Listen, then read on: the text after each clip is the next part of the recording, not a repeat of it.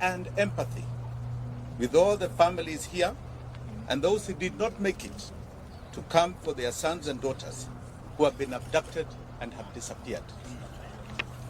It is devastating for a family and friends when a loved one disappears. Yet this is a harsh reality facing Kenya today. I myself am very touched by the plight that has been going on, and more so because Bob Jage and the Longman twins came to visit me in Kamkunji after I was illegally arrested by the police. They were abducted after visiting me. This is 3 weeks now, and they have not been seen, notwithstanding a lot of the court orders. So this is a direct affront to some of us personally. Your pain is my pain. We are sounding the alarm. We are on the edge of an abyss and moving speedily in the wrong direction. We must wake up and collectively demand for truth, accountability, and justice. Many times it is said that if it happens to one, we keep quiet. It happens to another, we keep quiet. Eventually it will land in each of our doorsteps. We saw this during the abductions of so-called terror suspects. We've seen it over the years. But because there is a security team that tells us that it's for our benefit, we keep quiet. Today they have extended it to people who have been peacefully demonstrating in this country. Abductions is becoming a way of life. Extrajudicial killings a way of life. This is not the Kenya that was envisaged even by the makers of the new constitution. The terrifying illegal abductions, enforced disappearances, and extrajudicial killings in Kenya remain a state strategy to spread terror amongst us. The feeling of insecurity and fear it generates is not limited to close relatives of the abducted or the disappeared only. It affects each and every one of us. Illegal abductions and enforced disappearances violates the right to life, liberty, protection before the law, and protection from other cruel, inhumane treatment and punishment. Abductions victimizes the families, relatives, friends, and victims and survivors like we have here. We have a young man here who was abducted all the way to Maragua. He'll tell you his story. Abductions are a gross violation of the international law, including the Rome Statute. Abductions are kidnapping. Please understand, the state is kidnapping people, kidnapping Kenyans.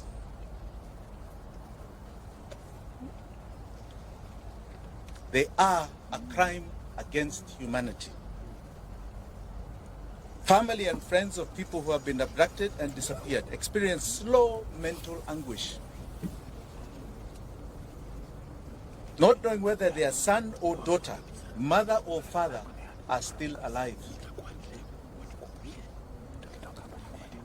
not knowing whether he or she is being held or how they are being treated. Searching for the truth put whole families in great danger. There are some families we wanted to visit. I myself directly, with my deputy Willis Otieno, and I can tell you those families are afraid. They want to meet us in private because they are afraid that the attention we may cause will victimize them.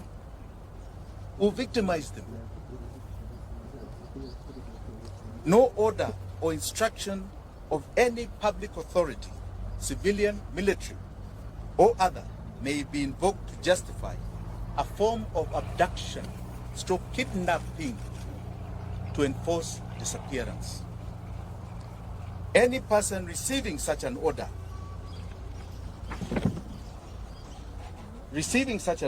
or instruction shall have the right and duty to not obey it. Article 26 of the Constitution of Kenya guarantees every Kenyan the right to life, specifically stating a person shall not be deprived of life intentionally. Article 28 and 29 of the Constitution provides the human dignity, freedom, and security of the persons, which includes and not be subjected to torture or treated or punished in a cruel and inhumane manner. The Inspector General of the National Police Service, under Article 245 of the Constitution, must exercise independent command of the police. We have seen what is going on. You have an IG who stands up and says you can demonstrate. It's in the Constitution. 2 days later, he's chasing everybody from the streets and his officers are shooting. Who is giving him those orders? The IG is constitutionally required to ensure the police operate with the highest standards of professionalism and comply with constitutional standards of human rights and fundamental freedoms while performing their work. In exercise of the command of the police, the IG has the constitutional responsibility to ensure that the officers commit to protect the right of life of all Kenyans by adhering to the Constitution. President William Ruto took oath and swore that he will truly and diligently serve the people of the Republic and the Republic of Kenya. He will diligently discharge his duties and perform functions in the office of the President while doing justice to all in accordance with the Constitution and the laws of Kenya without fear, favor, affection, or ill will.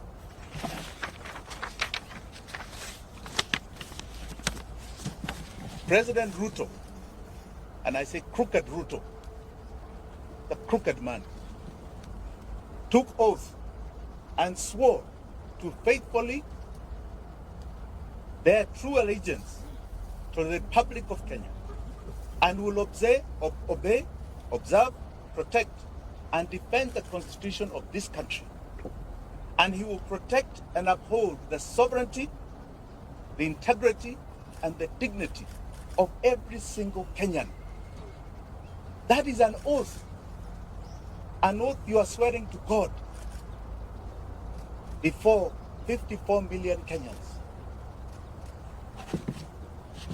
Regrettably, today it can be confirmed that crooked Ruto has not only violated the Constitution of Kenya, but has contravened his oath of office. He has become a constitutional delinquent. For the avoidance of any doubt, if any of you have any, crooked Ruto is solely responsible for the abductions, enforced disappearances, and the murders of young Kenyans, Gen Z. He has turned his police force into a political militia. Kenyans must never forget William Ruto's history. And Kenyans will never forget what he's doing to us today. Crooked Ruto is hypocritically mocking, laughing, and demeaning the abducted, disappeared, and murdered sons and daughters of this country, and their loved ones who are painfully crying daily. The only crime they have committed is exercising their constitutional and democratic right to peacefully